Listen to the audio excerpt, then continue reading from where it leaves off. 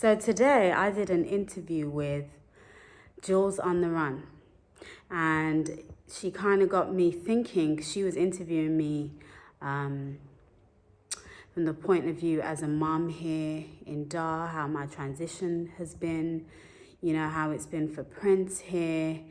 And it just got me thinking, that maybe I should do a video just for mums, based on my perspective, just some of the things that, if there's a mum out there who's thinking of relocating to Tanzania, or coming to visit Tanzania, what sort of things, knowing what I know now, being here for these few months, like what sort of things would I have told myself prior to coming? Or even when I was thinking about coming. And so the first thing I would absolutely say is just do it. Like, just do it. Don't think too hard about it. Just do it. Just make a plan and execute it. Like, just do it. Because, I was talking to one of my friends last night from the UK, and she'd been talking about the fact that she's been thinking about coming to Africa for years. And, she watches YouTubers. She's seen another friend of hers move to Gambia, and she's so inspired by it all. But, you need to be inspired to take action. You need to see that it's happening, you need to see that it's possible. And whilst it might not always be easy, it's not the easiest thing, it's possible. And so if it's something that deep inside is calling you to Africa, calling you to Tanzania, calling you to any part of Africa, just do it. Now, again, I'm not talking about just leaving your job, handing in your resignation, not knowing where or how you're going to support yourself and your kids. No, I'm talking about, okay, I've decided that I am doing this. I'm coming to visit, or I'm coming to live here, and this is how I'm going to make it happen. These are the steps I'm going to take, and I'm just going to do it. I mean, that's basically what we did, So that's one of the first things that I would say, because I bet that there are more people that think about coming here than actually do it. Probably a very high percentage of people. And so if there's a mum out there and you're thinking about, this is something you've always wanted to do, look at Jules on the Run. Look at her. She did it. She was a single mother. She did it with her young daughter, and she made it happen. And now look at her. I'm sure, from watching her story, you'll see that it wasn't easy. It's not easy. The second thing that I want you guys to know is there's a mummy network here, in Dar, as I'll see, if you watch the video that I did with her, I mentioned the fact that since I've been here, I've made so many friends. I have so many mummy friends specifically, so many mummy friends. So there's a group of mummies here. There's a network of other diasporans here. And whilst I do believe it's important to integrate, I believe it's important to connect with locals, connect with local mummies.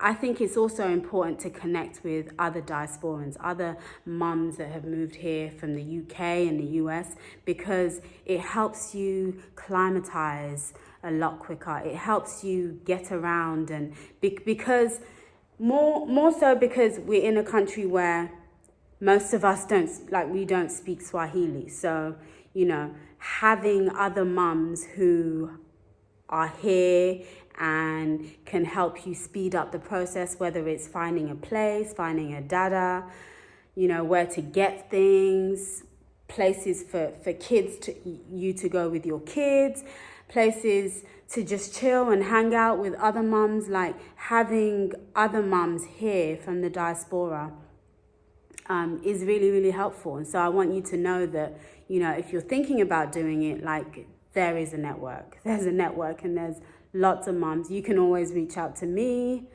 as well. And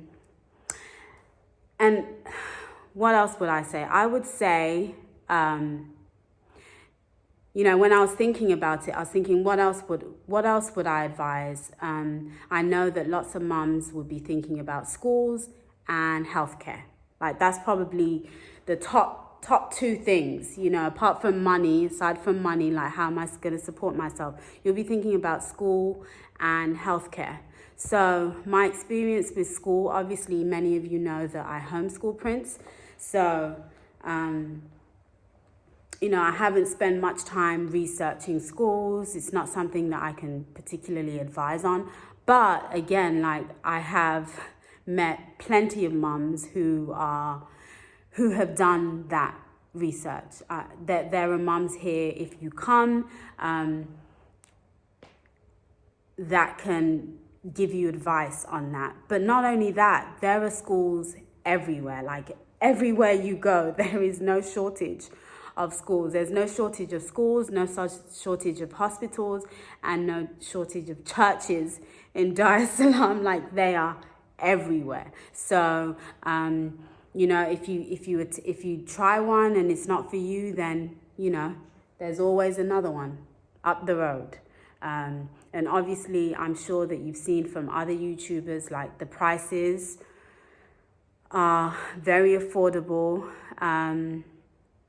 It also depends on what you're looking for. So if you're looking to go super local, then there are there are basically different levels. I'm not the expert, again, because Prince doesn't go to school. But I do know, I do have a certain level of awareness. I have neighbors who have their kids in schools. I have friends who have their kids in schools. So I know that there are different levels, and it just kind of depends on what you want for your child. But I can say extracurricular activities are in surplus. Surplus. I mean, there was a lot for Prince to do in Atlanta, Georgia, but here, like, it's crazy. I can't even keep up. There's so much for them to do. And even more so now that school's broken up, there's just, like, so many things popping up. Soccer, tennis, swimming, abacus classes, handwriting classes, chess. Like, it's just endless. There's just so much. And what makes it even better here is that the prices are very, very affordable. Obviously, it can become quite costly if you decide to do everything, but they are very, very affordable. So that's a plus. Hospitals here, my experience, I've taken Prince to the doctors. Generally, you go to a hospital. That's how it works here. They don't really have GPs like we have in the UK, or what do they call it in the States now? They call it I can't remember what they call it in the States, but they don't have, like, a general practitioner. Like, if something happens, I believe that you can. Okay, I won't say that they don't. That's not something I've experienced. But what we tend to do is, if there's something wrong with your child, then you take them to either the local clinic or hospital. And what I found is that the bill has been very, very affordable. Obviously, coming from the UK, my experience in the UK, everything, you know, healthcare was free. And then being in the US and seeing the bill for healthcare, ridiculous. Tanzania definitely is affordable.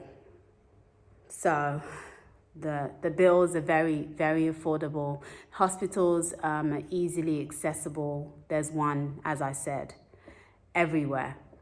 What else would I advise? for mums coming here. Okay, the other thing for me that I've seen with Prince is that, like, I guess as mums, when we're thinking about relocating or traveling somewhere, we think about, like, how will it be for the kids? And generally, I don't know, I bet for most of you, like me, that comes first. Like, how is my child going to be here? How is the experience going to be for them here? And what I found for Prince is that he is the happiest he's ever been. Like, he's generally a happy child, to be honest. And you could probably take him anywhere and he'll be happy. But Prince is, I see it in him. He's very happy. He's very free, like I was saying in the interview with Jules today. He's very free. He loves the fact that he can just step outside and I don't have to worry about where he is. He can just be a child, like back when I was a child in London, we could just go outside and be free. And when we were done playing, before the sun went down, we could come in and our parents knew we were good and we weren't, stuck inside the house all the time. That's something that I've seen that he really, really genuinely loves about being here. And of course, making friends. There's just friends everywhere. The locals are very friendly. So our neighbors' kids in the neighborhood, he gets to mix with them, but also diasporans, we meet up, or we bump into other mums with kids, and he loves that. So he's always got a birthday, a play date, something to do. So no, your kids won't get bored here at all. I know that it might be different for the older kids, but I'm just speaking from my experience with a 5-year-old and what I've seen with other mums with kids around Prince's age. So yeah, those are the things that I would say. I'll be happy to do more videos on other things if anybody's interested in hearing any other my perspective on anything else here. I'm happy to do the video. But after my interview with Jules today, as I was saying, I just thought, let me just do this quick video because I had some things that were on my mind, just things that were on my mind that I thought, oh, you know what were things that I would tell myself, or reassure myself of before, when I was contemplating making a move here. So I hope you guys found that helpful. I hope it inspires somebody to take action and stop watching. And I hope to see you guys somewhere in Africa. As I said, feel free to contact me. All my details are below. I'm always on Instagram. Thank you for subscribing. Thank you for taking the time to even listen to me. And as we say in Tanzania, karibu. You're welcome, welcome, welcome, welcome.